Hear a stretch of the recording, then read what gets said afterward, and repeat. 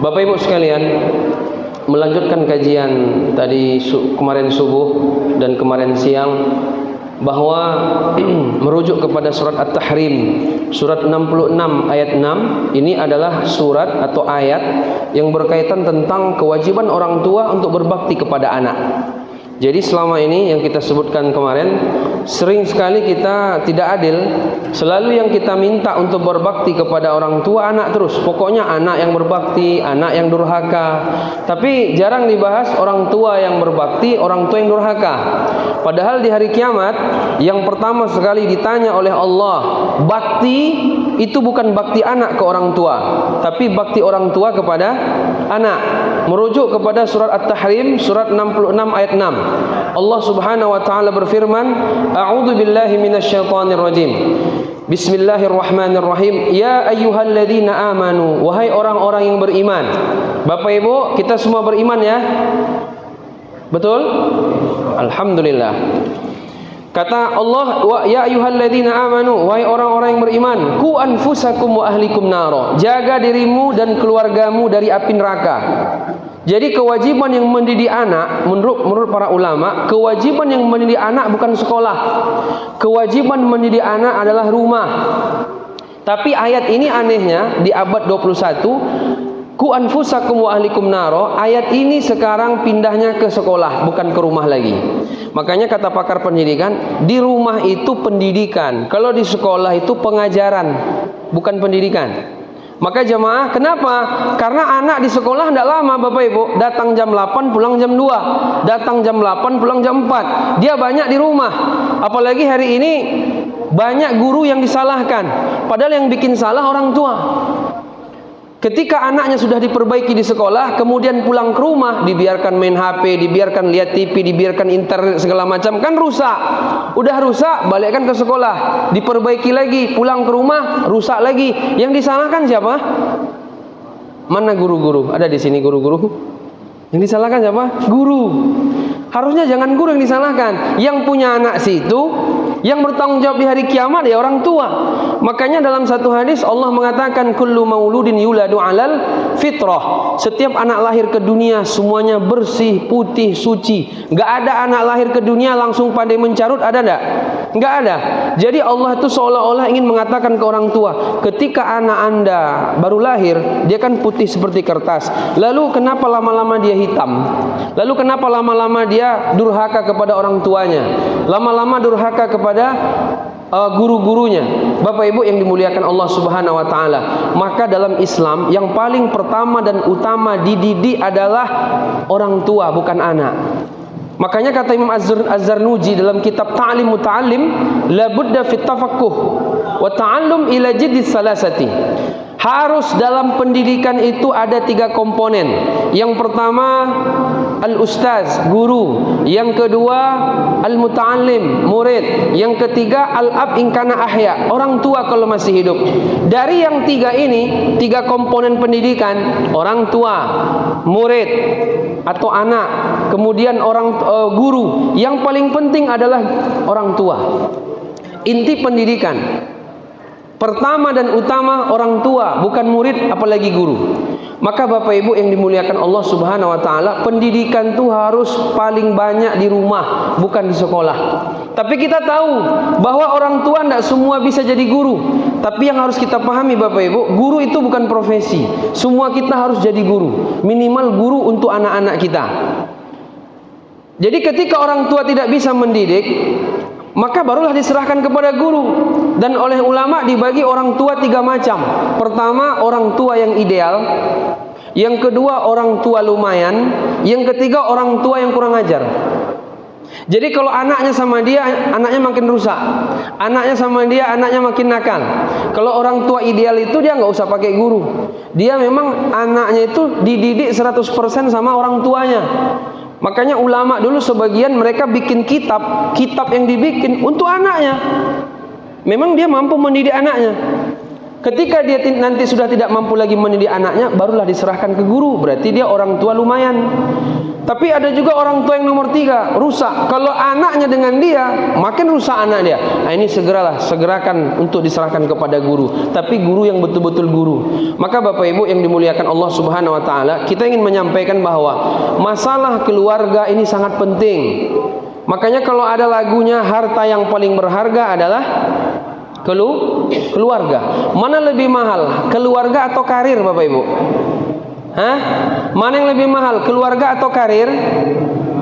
Yang lebih mahal adalah keluarga. Tapi kalau selama ini kayaknya enggak lah. Yang lebih mahal karir kayaknya. Ya kan? Makanya Bapak Ibu, masalah keluarga, dalam Quran ada satu surat namanya surat keluarga. Surat apa? Surat apa Bapak Ibu? Ini kayaknya mungkin subuh ya. Kalau subuh ini memang biasanya agak-agak ngantuk gitu kayaknya. Apalagi habis sahur gitu kan. Tadi malam itikaf malam 27 pula, tidur jam 2 gitu ya. Ayo subuh nih pas ceramah ini udah berat-berat nih kayaknya Ustaz. Pokoknya Ustaz ngomong aja terus lah, kami dengar aja yang penting. Asal 20 menit turun. Jadi Bapak Ibu yang dimuliakan Allah, dalam Quran ada satu surat namanya surat keluarga. Surat apa Pak? Ada yang tahu? Ali Imran, surat ketiga. Bapak Ibu tahu enggak? Imran itu oleh para ulama dijelaskan, dia itu disebutkan oleh Allah keluarganya selevel keluarga para nabi. Sebagaimana Allah katakan dalam surah Ali Imran ayat 33 kalau tidak salah. Innallaha astafa Adam wa Nuhan wa ala Ibrahim wa ala Imran alal alamin. Allah telah memilih Adam. Kalau Allah pilih Nabi Adam sangat wajar. Nabi Adam. Wa Nuhan, Allah pilih Nabi Nuh. Kalau Allah pilih Nabi Nuh juga sangat wajar. Kenapa? Nabi Nuh Rasul yang pertama. Setiap Rasul pasti Nabi. Setiap Nabi belum tentu Rasul. Mulia dia. Lalu Allah katakan wa ala Ibrahim. Dan Allah juga pilih keluarga Ibrahim. Nabi Ibrahim, dia Nabi dan Rasul. Anaknya juga Nabi. Dan istrinya juga solehah. Kalau dipilih sama Allah sangat wajar. Dan dalam syariat Nabi Muhammad, Nabi Ibrahim juga disebut-sebut terus. Wa ala Muhammad kama shallaita ala Ibrahim wa ala Ibrahim. Disebut terus. Wajar. Itu lain pembahasan. Lalu tiba-tiba Allah menyebut wa ala Imran alal alamin. Dan Allah pilih pula keluarga Imran. Imran ini siapa? Kalau Ustadz Imran ada di Rengat, kawan saya. Imran ini siapa? Kata para ulama, jangankan Rasul, Nabi pun tidak. Allah pilih Adam, Allah pilih Nuh, Allah pilih keluarga Ibrahim, Allah pilih keluarga Imran. Imran ini siapa? Dia bukan Nabi, apalagi Rasul. Bukan juga Rasul Ulul Azmi yang 5 itu. Tapi karena masalah keluarga, dia berhasil mendidik keluarganya, maka Bapak Ibu disebutlah namanya selevel dengan keluarga para Nabi. Imran dia. Istrinya namanya Hana, punya anak namanya Maryam. Nanti Maryam punya anak namanya Nabi Isa alaihis salam. Karena keluarga. Bapak Ibu, dalam Quran ada seorang sahabat disebut namanya secara khusus oleh Allah. Siapa? Abu Bakar ada enggak disebut dalam Quran? Padahal Abu Bakar ini sahabat yang terbaik kan? 10 orang yang dijamin masuk surga. Yang pertama Abu Bakar. Yang kedua Umar bin Khattab. Umar bin Khattab kalau dia hadir itu setan lari semua itu. Karena saking tinggi imannya. Beda kalau sama kita ya kan. Enggak ada setan datang, kita datang setannya. Entah mana yang setan, tadi entah kita. Tapi adakah Umar bin Khattab disebutkan dalam Quran? Enggak ada. Tiba-tiba Bapak Ibu pas khatam Quran, tiba-tiba dalam juz keberapa gitu baca Umar bin Khattab, ada? Enggak ada. Padahal dia mulia kan? Umar bin Khattab. Utsman ada? Enggak ada. Saya mau tanya nih, kalau ada hadiah misalnya sebagian masjid kalau kita ceramah nih, Ustaz jangan lupa ya 2 pertanyaan laki-laki, 2 pertanyaan perempuan. Kalau bisa misalnya ada nih, Bapak-bapak, siapa sahabat yang disebut namanya dalam Quran? Siapa? Siapa? Ali Imran. Ali Imran bukan sahabat. Siapa Pak? Enggak tahu ya? Zaid bin Harisah. Anak angkat Nabi dulunya. falamma qada Zaidun minha watara. Ketika Zaid sudah menunaikan hajatnya, maksudnya menceraikan istrinya, yaitu Zainab binti Jahas. Setahun pernikahan tidak tahan karena tidak sekufu, akhirnya cerai. Masalah keluarga. Sehingga dengan itu Allah sebutlah namanya dalam Al-Quran, karena masalah keluarga. Betapa mulianya perkara keluarga. Makanya Nabi mengatakan, khairukum li ahlihi wa ana khair li ahli. Sebaik-baik kalian orang yang paling baik kepada istrinya. Bapak Ibu, kita nih sama Nabi dibilang, ibu, bapak-bapak khususnya, orang yang paling baik itu orang yang paling baik kepada keluarganya, orang yang paling baik kepada istrinya. Selama ini kan kita agak lucu ya. Kita nih, mohon maaf, kalau dia kerja di satu tempat, entah di bank, entah di mana, di kantor lah, kalau ada datang pelanggan, dia mesti akan menyambut dengan senyum yang luar biasa. Assalamualaikum Bapak, Assalamualaikum Ibu, ada yang bisa dibantu? Senyum kan? Senyum dia. Tapi kalau pulang dia ke rumah sore, ngamuk-ngamuk sama bininya. Ini orang nih baik nggak nih? Nggak baik. Ternyata karir lebih tinggi daripada keluarga sama dia nih berarti. Padahal tadi kaidahnya harta yang paling berharga adalah keluarga. Makanya jamaah yang dimuliakan Allah Subhanahu wa taala, ilmu tentang keluarga itu harus betul-betul dipahami sebelum menikah. Berapa banyak orang hari ini diribut sana sini karena masalah keluarga. Banyak orang karena makin tinggi jabatannya, makin tinggi dapat peluang dunia, makin tinggi gajinya, dia makin ribut sama keluarganya. Kan tidak baik itu. Padahal ilmu tentang keluarga itu ilmu yang paling mahal. Makanya guru saya Dr. Aden Husaini mengatakan, kalau bisa harus ada S1 ibu solehah. Harus dibuat tuh jurusannya Ustaz. S1 ayah teladan. Karena perbedaan kita sama orang barat Bapak Ibu, orang kafir, itu di keluarga. Di barat sana nggak ada istilah anak durhaka. Anak manggil ayah nama aja tuh. Makanya di barat sana itu kalau ada keluarga, suami istri, selingkuhannya 7 biasanya dia. Makanya kalau mereka punya anak, itu nggak tahu ayahnya siapa. Itulah yang kita tiru untuk gaya kehidupan hari ini. Makanya dalam keluarga ini, ibu itu ada porsinya, bapak juga ada porsinya. Bapak Ibu yang dimuliakan Allah Subhanahu wa taala. Suatu ketika Umar bin Khattab datang seorang suami kepada beliau. Apa kata dia? Wahai Amirul Mukminin, istri saya marah-marah sama saya. Istri saya marah-marah. Tapi sebelum dia datang cerita kepada Umar bin Khattab, ternyata Umar bin Khattab istrinya pun marah-marah juga sama dia. Lalu mau pulang dia kan, kayaknya Umar bin Khattab kena marah juga, padahal ganas, ngeri kan, Umar bin Khattab tegas. Akhirnya hampir nggak jadi dia ketemu Umar bin Khattab, karena dia pas mau datang istrinya marah-marah juga. Akhirnya mau pergilah dia. Habis itu dipanggil sama Umar bin Khattab, sini dulu, kenapa kamu nggak jadi datang? Wahai Amirul Mukminin, saya nih dimarah-marahin sama istri saya. Tapi pas saya mau datang kepada Anda minta pendapat, ternyata Anda juga dimarah-marahin sama istri Anda. 11-12 kita rupanya. Tapi kalau saya perhatikan tadi pas istri Anda marah itu Anda biasa saja. Apa kata Umar bin Khattab? Kalau istri kita marah, diam aja. Kalau udah diam, nanti dia pun diam itu katanya. Terus gimana saya mau balas istri saya? Istri saya sudah melakukan 3 hal kata Umar bin Khattab. Pertama, istri saya itu sudah menyusui anak saya. Berarti ini maknanya kasur. Yang kedua, dia sudah memasak makanan saya. Berarti maknanya dapur. Yang ketiga, dia sudah mencuci pakaian saya. Berarti maknanya sumur. Pekerjaan perempuan yang paling mulia ya 3 itu. Dapur, sumur, kasur. Jangan diwakilkan sama yang lain. Maka kalau udah begitu ibu-ibu sama suaminya, itu enggak apa-apa marah-marah itu. Cuman kalau hari ini kan enggak, sudah diwakilkan semuanya sama pembantu. Dapur udah diwakilkan, sumur diwakilkan. Satu yang enggak diwakilkan cuman apa? Nah, disinilah kurang baiknya harmonis keluarga nanti. Nah, ini gara-gara apa ini? Perempuan-perempuan dikeluarkan dari rumah. Bukan tidak boleh perempuan berkarir, bukan Bu ya. Tapi dapur, sumur, kasur itu pekerjaan yang paling mulia. Makanya jangan sampai ada ibu-ibu mengatakan ketika ditanya, kamu pekerjaannya apa? Saya dosen, bangga tuh ya kan. Tapi yang satu lagi, kamu apa? Saya hanya IRT. Kok hanya? Justru alhamdulillah. Karena orang barat itu mereka kan menyuruh mengeluarkan perempuan-perempuannya dari rumah, sehingga mereka nggak mau lagi mendidik anak. Karena bagi mereka nggak penting mendidik anak, karena semua kita harus berkarir semua. dan mereka sudah mulai lelah Bapak Ibu.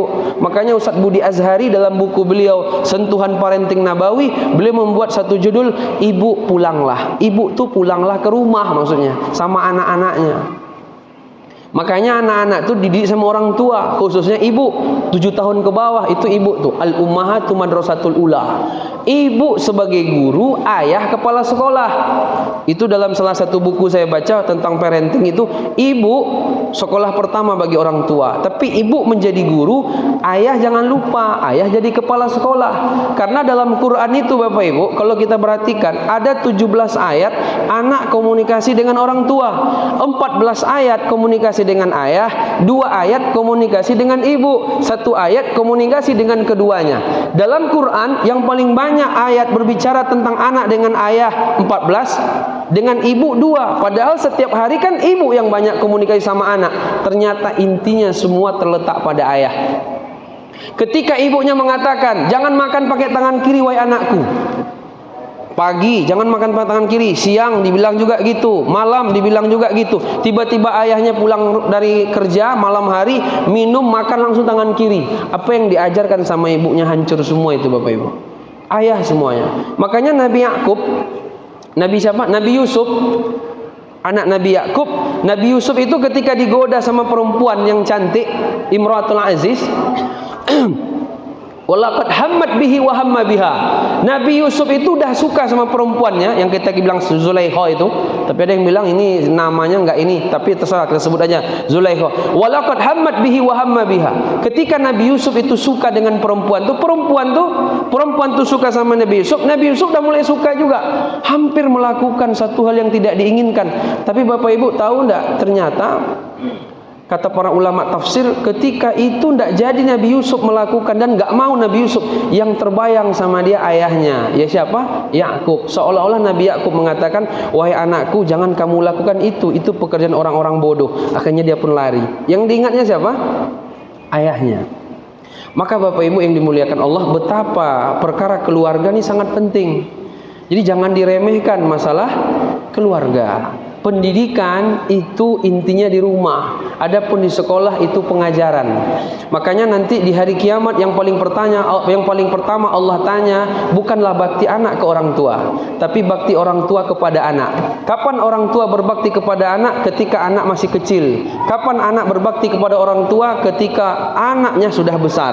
Kata Ibnu Qayyim, kalau ada anak yang durhaka di waktu besar, itu biasanya berawal durhakanya orang tua kepada anak di waktu kecil. Bagaimana durhakanya orang tua kepada anak di waktu kecil? Ketika orang tua tidak memahamkan agama kepada anaknya. Bapak Ibu, apakah Bapak Ibu sudah memahamkan anaknya agama?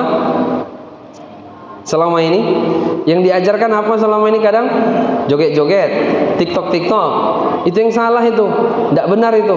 Maka ajarkanlah dia agama. Jamaah yang dimuliakan Allah Subhanahu wa taala. Kemudian selanjutnya, dari anak ini apa yang kita inginkan? Apa yang diinginkan dari anak?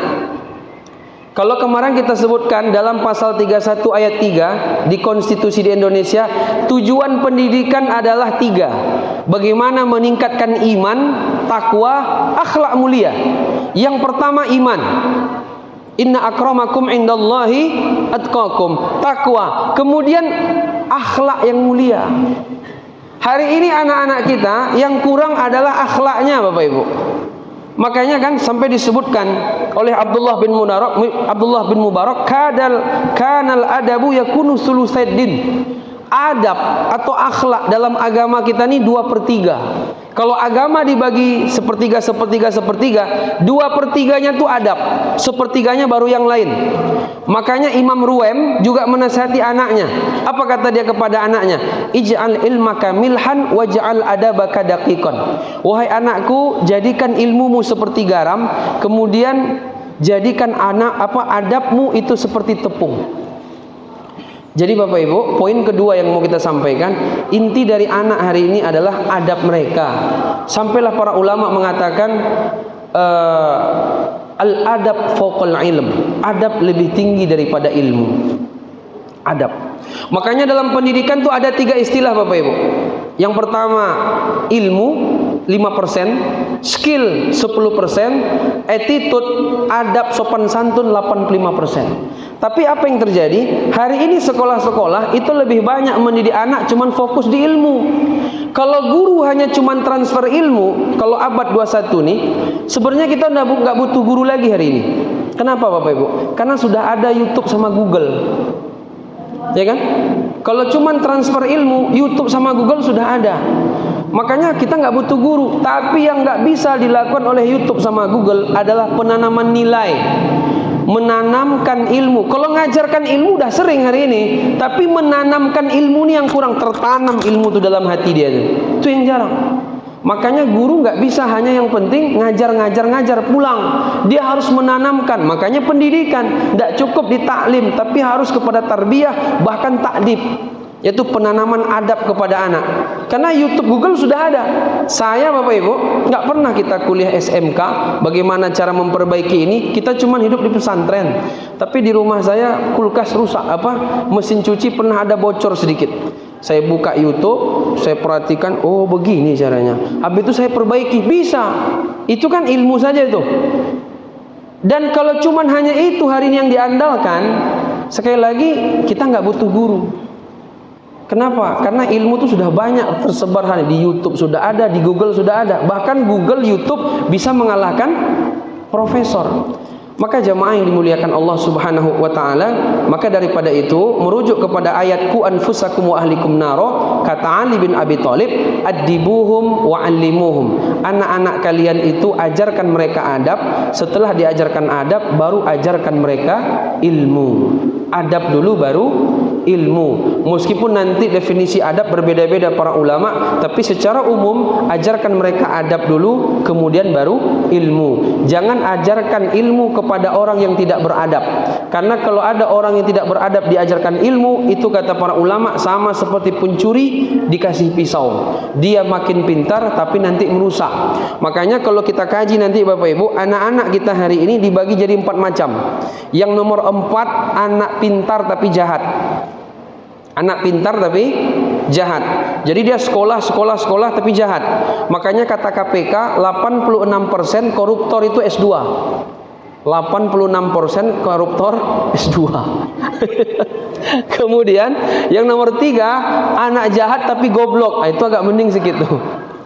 Dia jahat tapi dia goblok, itu agak mending, nangkapnya mudah. Ya kan? Habis itu yang nomor 2, anaknya tuh baik tapi tidaklah pintar-pintar kali. Kok bisa begitu Ustaz timbangannya? Jadi begini Bapak Ibu, yang membedakan manusia sama hewan apa? Akal. Akal itu bisa bikin 2, bisa bikin pintar, bisa bikin baik. Bisa bikin pintar, bisa bikin baik. Tapi orang dikatakan tidak manusiawi, tidak punya peri kemanusiaan ketika dia jahat atau bodoh. Jadi jahat lawannya baik, bodoh lawannya pintar.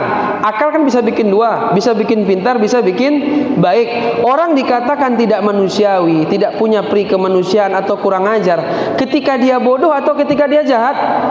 Ketika dia jahat. Jadi orang baik hukumnya wajib, jadi orang pintar tidak wajib. Karena banyak orang Bapak Ibu tidak bisa pintar. Karena kata Rasulullah, kepintaran itu bagaikan logam, dia berkualitas macam-macam. Tapi semua orang bisa jadi baik dan semua orang wajib baik. Dan Nabi selalu kalimatnya jadi baik. Khairukum man ta'allamal Qur'an wa 'allamahu, khairukum li ahlihi. Ayat kuntum khairu ummah, khairun nas anfa'um linnas. Selalu kalimat Nabi itu sebaik-baik, bukan pintar. Makanya yang paling penting itu jadi orang baik dulu, orang pintar bonus. Makanya tadi kita sebutkan yang nomor 4 anak pintar jahat, yang nomor 3 anak pintar tapi anak jahat tapi bodoh. Kita ulang ya. Yang nomor 4 dia jahat tapi pintar. Yang nomor 3 dia jahat tapi bodoh. Ini agak mending. Yang nomor 2 dia baik tapi tidak pintar-pintar kali. Lebih bagus. Lalu yang nomor 1 dia baik kemudian dia pintar, maka lebih bagus. Maka Bapak Ibu, mari kita mendidik anak-anak kita jadi orang baik dulu. Karena hari ini orang pintar udah sangat banyak, tapi yang baik nggak banyak. Makanya pas kemarin saya tabligh akbar ngisi tausiah pendidikan di SMA Pintar Teluk Kuantan, namanya SMA Negeri Pintar. Ini dah bonus ini saya bilang. Kenapa enggak SMA Negeri Baik? Kalau pintar ini berarti dah bonus, berarti anaknya udah baik duluan. Bedanya di mana? Kalau orang baik yang dibangun jiwanya. Makanya pendidikan yang paling bagus itu membangun jiwa. Qad aflaha man zakkaha, membangun jiwanya. Makanya Bapak Ibu, lagu Indonesia Raya gimana? Bangunlah jiwanya, bangunlah badannya. Jiwanya dulu baru badan. Kalau sekarang enggak, badan aja yang dibangun, jiwa enggak pernah dibangun. Makanya dia jahat. Makanya Bapak Ibu jamaah yang dimuliakan Allah, pada subuh ini waktu juga poin ceramah kita dua. Yang pertama, kewajiban pendidikan itu terletak di pundak orang tua. Guru cuma membantu saja. Tapi kalau hari ini kan enggak. Pendidikan itu diserahkan ke sekolah semua. Padahal sekolah ini Bapak Ibu, ada efek negatif sekolah itu 3. Pertama, gara-gara sekolah orang tua tidak mendidik anak. Yang kedua, gara-gara sekolah orang tidak mau otodidak, ya kan? Selesai dia sekolah, pulang ke rumah, apa yang dilihatnya? HP. Kenapa? Karena sekolah kalau ada tiang bendera, ada meja, ada kursi, ada kantor, berarti belajar. Kalau pulang ke rumah tidak ada lagi, maka nggak ada belajar. Efek negatif sekolah, gara-gara sekolah ini Bapak Ibu, orang-orang biasanya dia gengsi. Selesai dia sekolah, dia tidak belajar lagi. Kemudian kalaupun dia tamat sekolah, dia gengsi. Saya S1, saya S2. Dia nggak mau terjun ke bawah, kadang agak malas dia. Makanya menurut pakar-pakar pendidikan, pendidikan abad modern hari ini menjadikan anak seperti robot.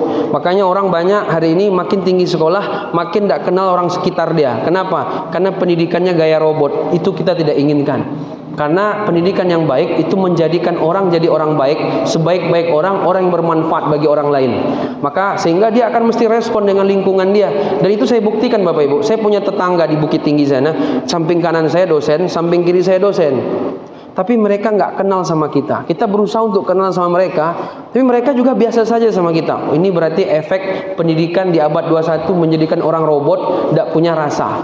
Makanya jamaah yang dimuliakan Allah Subhanahu wa taala, yang kedua dari pendidikan adalah yang kita inginkan dari anak ini bagaimana mereka beriman, bertakwa dan berakhlak mulia.